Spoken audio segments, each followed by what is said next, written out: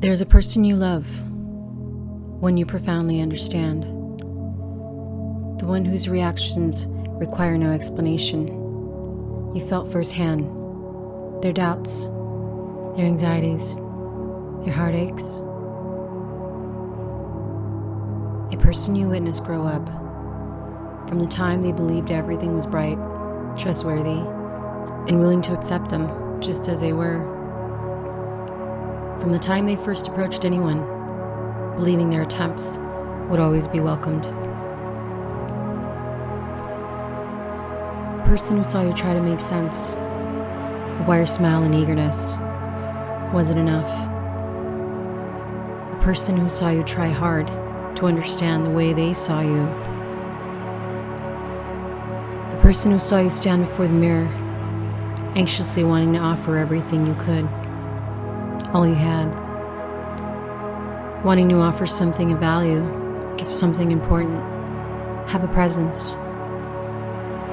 The person who, over time, heard harsh self-deprecation emerge in a heart incapable of malice or ill will, who heard your thoughts sinking and painfully suppressed, who witnessed your emotions resign. The person who watched you leave, step out, and abandon him long ago. Someone new emerged. The person you curated, made for the comfort and acceptance of others. The person you censor, who shall never speak their truth. The person who's afraid to exercise the mere liberty to be as is. The faithful servant who clears a floor to welcome criticism, who validates toxic voices by giving them attention, who's tired to their bones.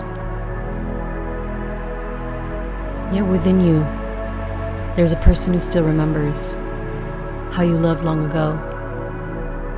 And even though you fell out of love with that person, they still wait for you, willing to wait forever, waiting for a glimmer of your empathy on a hopeful day, willing to wait forever to win your heart back, gathering everything they can.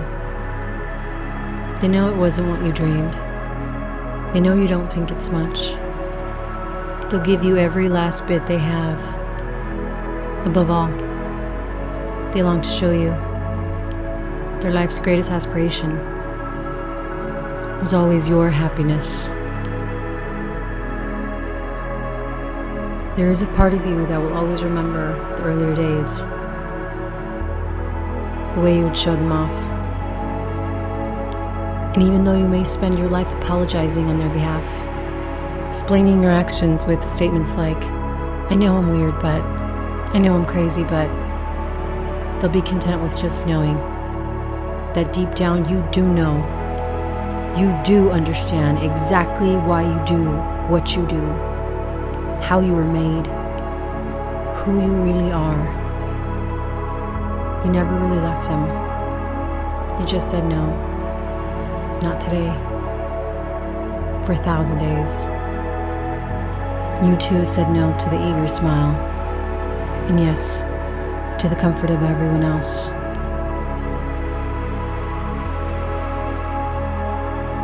And on one hopeful day you'll reach out and remember the fun you two had, what it felt like to say yes, to give yourself permission to be exactly who you want to be, to say exactly what you want to say, for eagerness, gentleness, and your original belief in goodwill to win.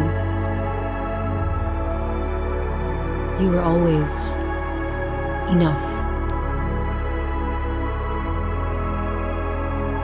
Do you remember who you were before the world told you who you should be?